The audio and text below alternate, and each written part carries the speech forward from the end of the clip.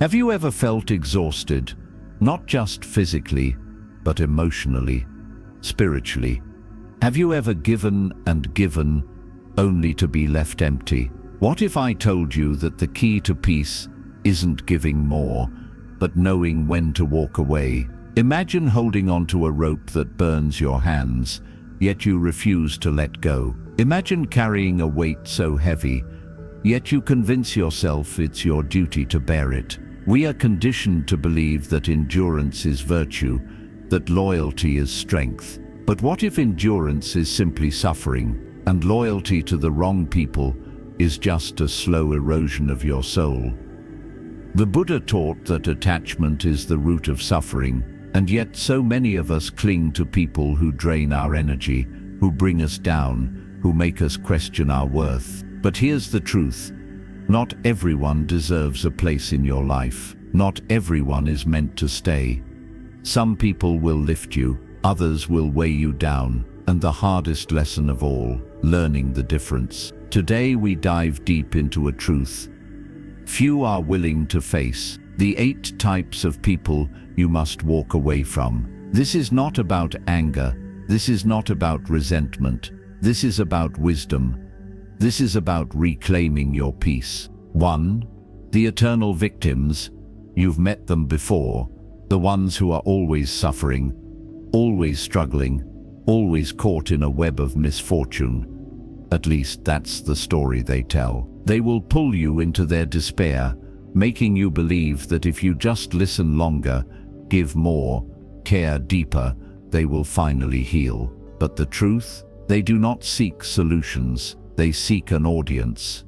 Long ago, a man came to the Buddha, weeping. "Master," he said, "my life is full of pain. Nothing ever goes right for me." The Buddha listened and asked, "Do you want to be free from suffering?"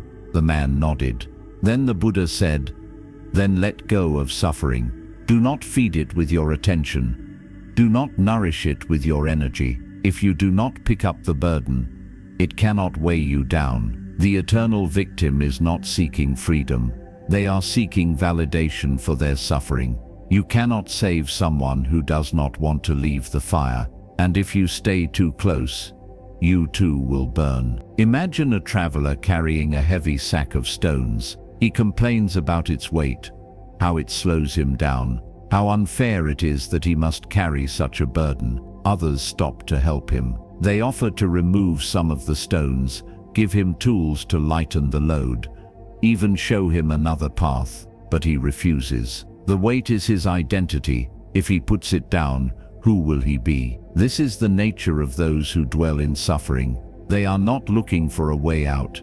They are looking for someone to share in their misery. They want witnesses to their pain, not guides to their freedom. You may spend years trying to uplift them, only to realize that they are standing still by choice. You are fighting for a liberation they do not desire. In Buddhism, suffering arises from attachment, not only to people or possessions, but also to ideas and emotions. Some are attached to their suffering because it gives them a sense of purpose. They have worn it for so long, it has become their identity. They tell their story repeatedly, as if saying it enough times will justify their pain, make it more real, more worthy of sympathy. But suffering is like a fire.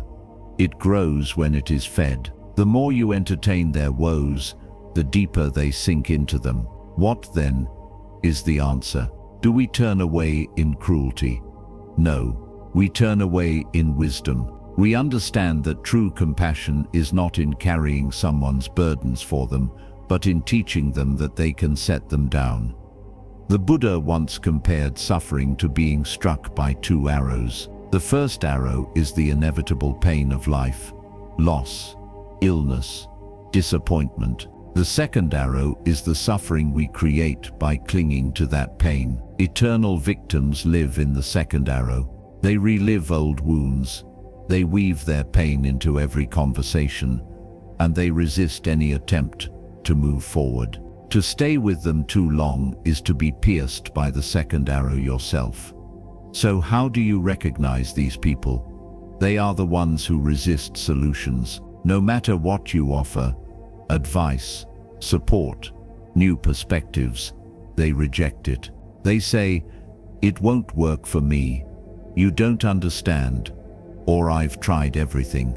Yet, their actions remain unchanged. They find comfort in their suffering because it keeps them in a familiar place. Growth is frightening to them because it demands effort and responsibility. There is a difference between someone who is truly lost and someone who refuses to move. One seeks guidance, the other seeks an audience. And so, you must ask yourself, are you helping, or are you simply participating in their never-ending performance? Walk away not in anger, but in clarity. Do not let their burdens become yours. It is not your duty to rescue those who have chained themselves to their suffering. Offer wisdom, offer kindness, but do not offer your peace. 2.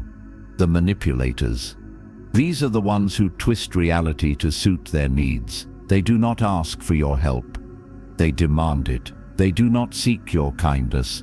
They exploit it. In Buddhism, we learn that attachment is the root of suffering. Yet these people use your attachment against you. They weave guilt into their words, making you believe that if you do not give, you are unkind. That if you do not sacrifice, you are selfish. Manipulators do not speak in direct demands. They wrap their requests in pity, in expectation, in veiled threats of disappointment. If you really cared, you would do this for me. I guess I just have to handle everything alone, since no one else is willing to help. After all I've done for you, this is how you treat me. Their words carry weight, not because they are true, but because they are designed to pierce your heart, to make you question yourself. But let me ask you, can a tree give all of its leaves and still stand strong? Can a river give all of its water and still flow? No, and neither can you. Do not be manipulated into believing that your kindness must be endless. Boundaries are not cruelty, they are wisdom. There is an old story about a scorpion and a turtle. The scorpion asked the turtle to carry him across the river. The turtle hesitated, knowing the scorpion's nature. "If I help you, will you sting me?" The scorpion assured him, "I would never. That would mean we would both drown." Convinced, the turtle let the scorpion climb onto his back. Halfway across the river, the scorpion stung him. As they both began to sink, the turtle gasped. "Why did you do that?" The scorpion replied, "Because it is my nature." And that is the truth about manipulators. They do not change because they do not want to. Their nature is to take advantage, to twist words, to make you doubt yourself. And every time you allow them back in, you give them another opportunity to sting.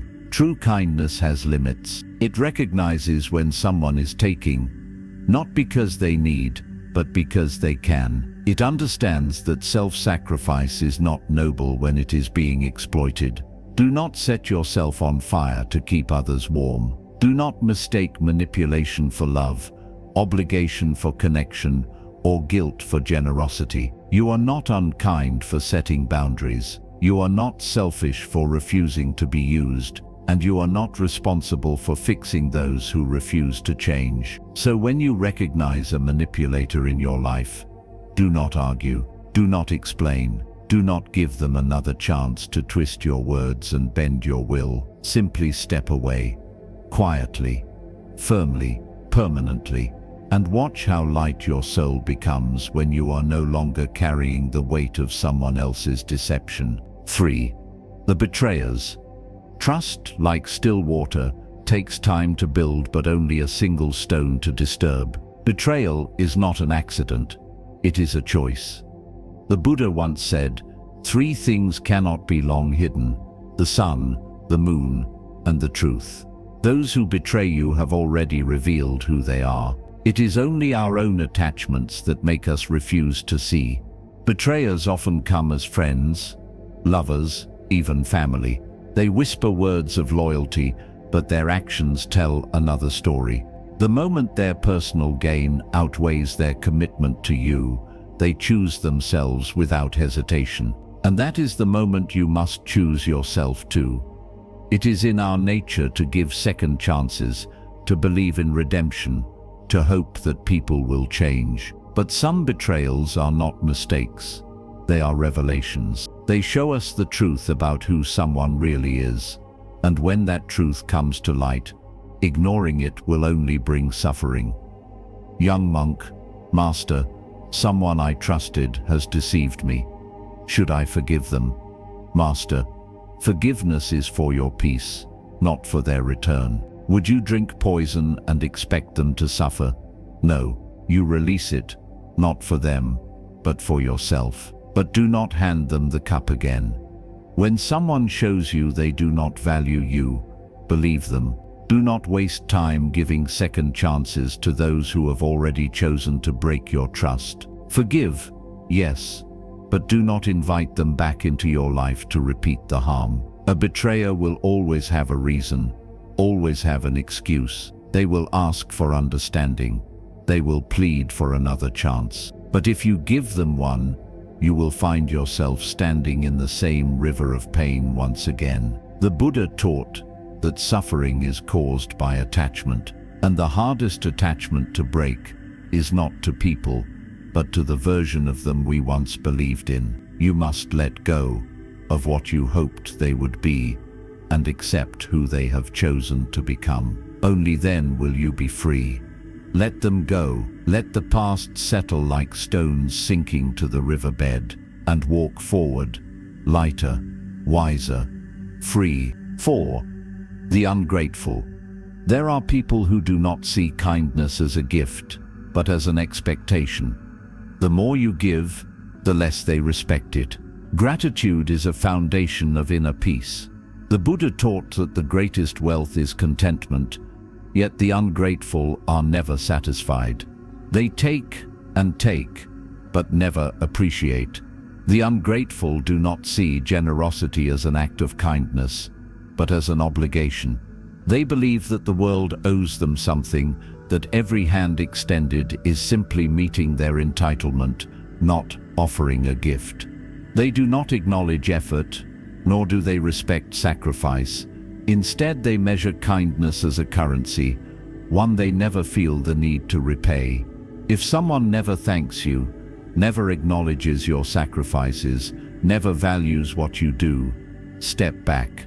You are not obligated to fill a cup that has a hole in the bottom. There is an old saying, give an inch, and they'll take a mile.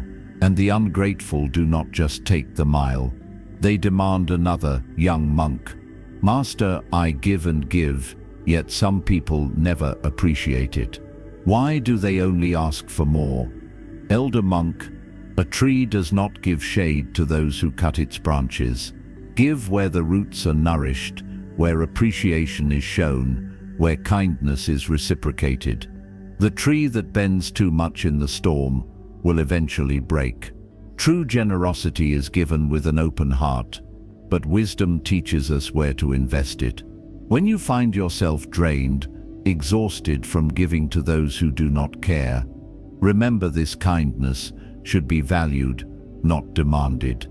So when you recognize the ungrateful in your life, do not try to teach them gratitude. It is a lesson they must learn on their own. Instead, walk away with your peace intact, knowing that your kindness will be better placed where it is truly valued. 5. The drama seekers. Some people thrive on chaos. They stir conflict, create problems, and feed on emotional turmoil. They are like fire. Wherever they go, destruction follows. They do not seek peace. They crave disorder because it makes them feel powerful, relevant, or in control. The Buddha said, do not dwell in the past. Do not dream of the future. Concentrate the mind on the present moment. Yet, these people pull you into their endless battles, dragging you away from peace. They invite you into their storms, hoping you will get lost in the turbulence. They want reactions, arguments, and emotional investments. They will test your patience, poke at your vulnerabilities, and provoke you just to watch you respond. But remember, Not every invitation to conflict must be accepted. You are not obligated to play a part in someone else's drama. Do not let them turn your life into a battlefield. Instead, choose silence where they choose noise, choose wisdom where they choose impulse, and choose peace where they choose conflict. Walking away does not mean you are weak. It means you refuse to be consumed by negativity that does not belong to you. It means choosing your inner sanctuary over their chaos. Watch how peaceful your life becomes when you step away from their whirlwind and embrace the quiet strength within yourself. 6. The blind to growth.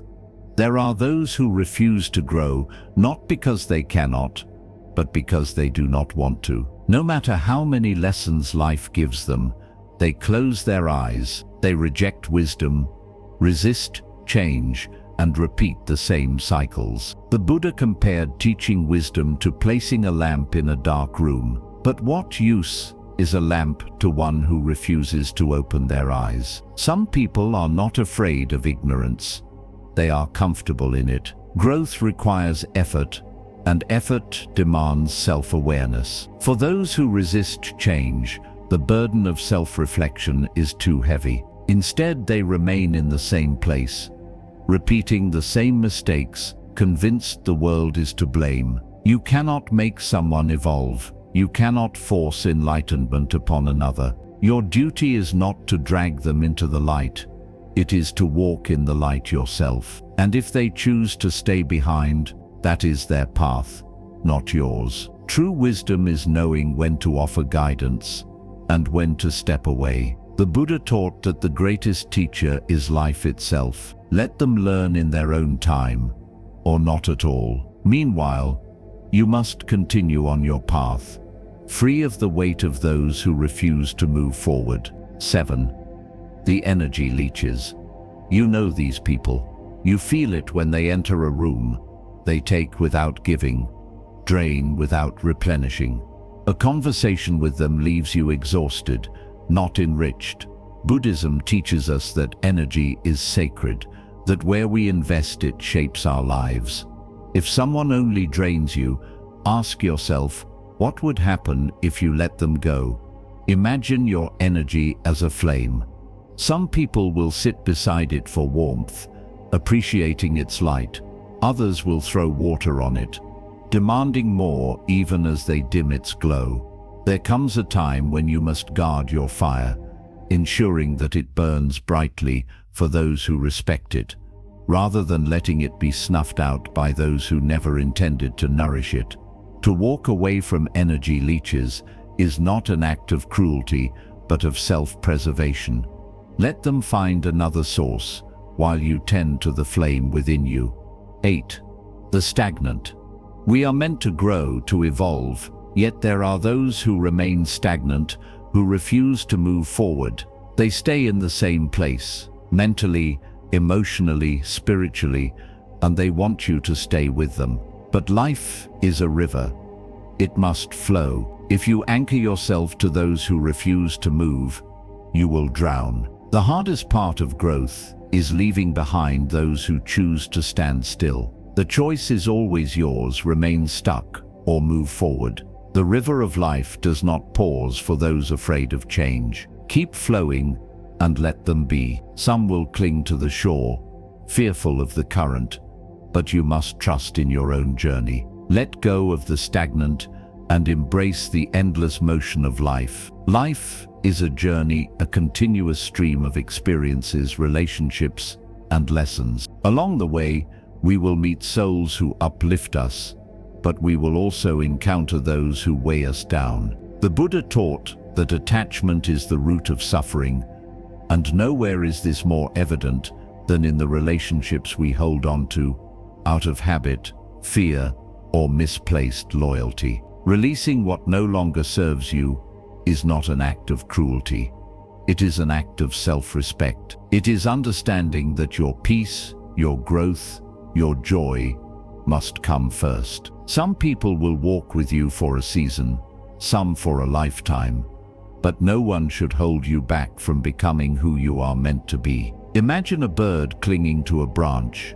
afraid to take flight. The sky stretches endlessly before it, yet it remains tethered to what feels safe, familiar. But the longer it clings, the more it forgets what it was made for. You too are meant to soar, to grow, to expand, to experience the fullness of life. Holding on to people who do not wish to rise with you only clips your wings. So, what do you choose? Will you remain anchored in the past, bound by the weight of those unwilling to move forward? Or will you release, let go, and step into the limitless potential that awaits you? Letting go is not losing, it is gaining yourself. It is reclaiming your energy, your time, your life. The Buddha once said, "You yourself, as much as anybody in the entire universe, deserve your love and affection. So choose yourself, choose peace, and watch as the world opens up before you."